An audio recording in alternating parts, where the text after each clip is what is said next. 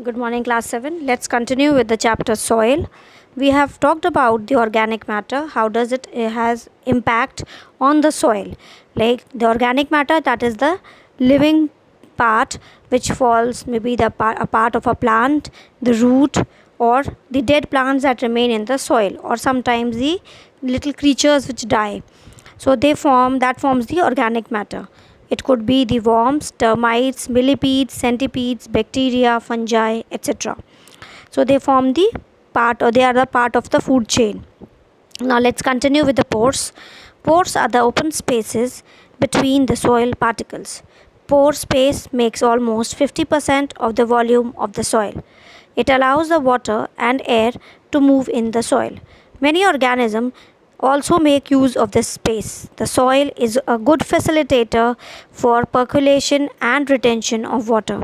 So that means that soil is a good factor which can easily allow water to come in, and it allows water to pass as well. Water in the soil is pulled down by the gravitational pull of the earth. Some part of it is retained by the pore space of the soil. If the pore space is large in size, as in the sandy soil, little water can be retained in the soil.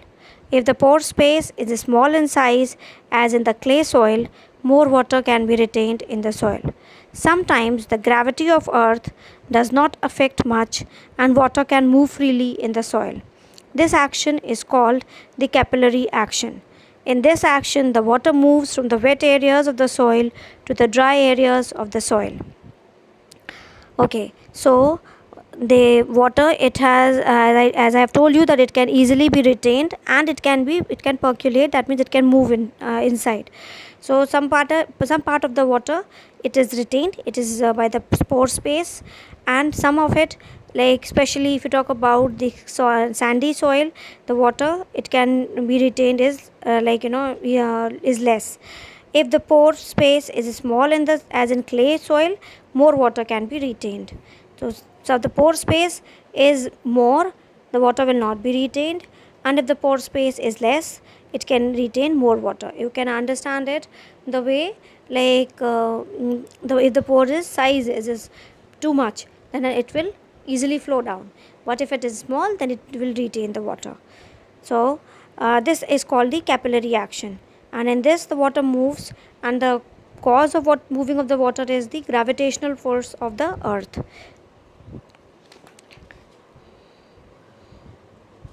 Let's continue. Water in the soil brings mineral nutrients to the plant. Excessive use of water will saturate the soil. All the pore space will be filled with water. No air is available in the pore space because that space has been occupied by the water. It leads to deficiency of oxygen in the soil. Plants will therefore die of oxygen scarcity. Pore space allows the required interaction between plants and the atmosphere. Plants take in oxygen from atmosphere through pore space, and similarly carbon dioxide is diffused to atmosphere through pore space. Holes are therefore made in the top soil for easy travel of air. This process is known as aeration. Farmers plow their field for better aeration. So it is something like, if the water is in the soil is it has the nutrients, and if the excessive water is retained, then it will cause is that it will you can say, if you take a piece of foam, if you dip in the water, it will soak up the water, and then it will be difficult for it to retain something. So same thing happens with the soil. When they have retained the water in excessive quantity, then it will not be able to retain the oxygen, because that space which is there will be occupied by the water. So plants and for the survival, plants need the oxygen, the soil, and the water, not only the water for the survival. So holes are therefore made in the top soil for easy travel of water. This is called aeration. Now, what is soil formation? It is a continuous process which, I hope you people have understood till now whatever we have done. Okay, and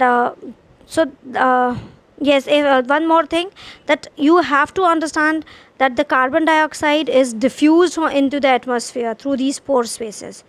That is the carbon dioxide is coming out. Oxygen is being retained by the plants and carbon dioxide is coming out.